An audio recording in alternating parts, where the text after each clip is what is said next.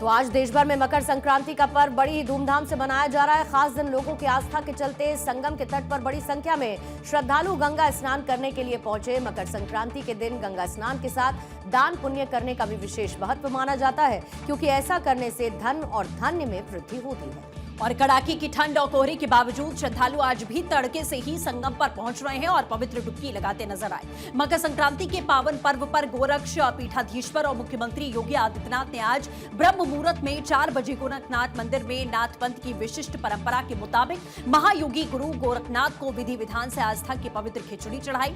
इस अवसर पर उन्होंने शिवावतार महायोगी से लोक मंगल सभी नागरिकों के सुखमय समृद्धिमय जीवन की प्रार्थना की। महायोगी गुरु गोरखनाथ को खिचड़ी चढ़ाने के बाद मुख्यमंत्री एवं गोरक्ष पीठाधीश्वर योगी आदित्यनाथ ने सभी नागरिकों, संतों और श्रद्धालुओं को मकर संक्रांति की हार्दिक बधाई और शुभकामनाएं दी।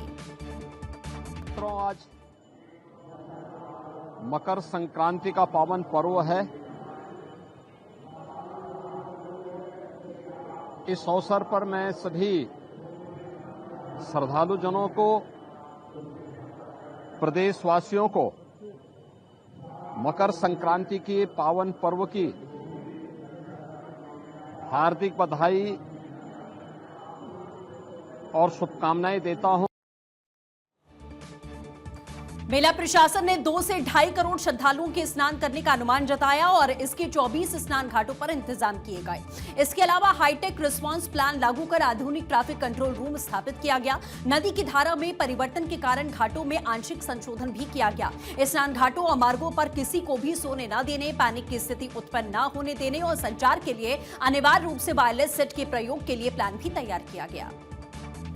और श्रद्धालुओं की सुरक्षा के लिए अलग अलग घाट से लेकर मेला क्षेत्र में पुख्ता इंतजाम किए गए। 12 कंपनी पीएसी, बाढ़ राहत, पीएसी की 7 कंपनीज, एनडीआरएफ की 2 टीमें, एसडीआरएफ, एंटी माइंस की एक कंपनी, एटीएस की 2 टीमें, बीडीडीएस की 6, एएस चेक की 10 टीमें और इसके साथ ही आरएएफ से लेकर यूपी 112 की 20 और 2 पहिया वाहनों की लगभग 25 वाहनों के जरिए निगरानी का इंतजाम किया गया। इसके अलावा एक एसपी, 8 एएसपी, 17 सीओ, इस तरीके से बहुत सारे सुरक्षा बलों की तैनाती सुरक्षा के मद्देनजर की गई थी। संगम क्षेत्र में आज मकर संक्रांति के अवसर पर जगह जगह प्रसाद वितरण किया जा रहा है, जिसमें खिचड़ी और खीर शामिल है। माघ मेले में एक और जहां पर देश के कोने कोने से साधु संत, श्रद्धालु और कल्पवासी पहुंचे हैं। और मकर संक्रांति के पुण्यकाल के समय स्नान दान करना और सूर्य देवता की उपासना करना अत्यंत फलदायी माना जाता है। इस मुहूर्त में स्नान दान करने से सभी पाप मिट जाते हैं, साथ ही धन धान्य में वृद्धि होती है। इसीलिए आज के दिन भी स्नान करने वाले श्रद्धालुओं की संख्या कई लाखों की होने वाली है।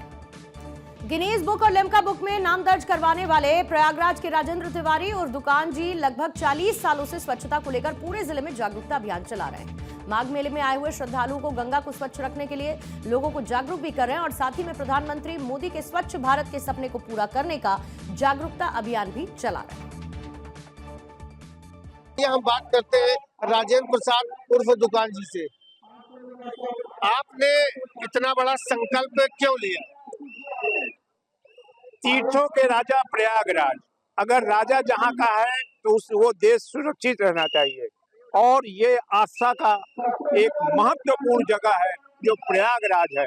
तीर्थों के राजा, यहाँ माँ गंगा, जमुना, सरस्वती है, इसलिए देश विदेश से जो भी यहाँ आते हैं, क्योंकि विश्व का सबसे बड़ा माघ मेला प्रयागराज की पावन भूमि पर लगा हुआ है और यहाँ पर करोड़ों देश विदेश से लोग यहाँ पर आ रहे हैं, आस्था की डुबकी लगा रहे हैं और माँ गंगा को बचाए रखने के लिए मैं घूम घूम कर लोगों को जागरूक कर रहा हूँ।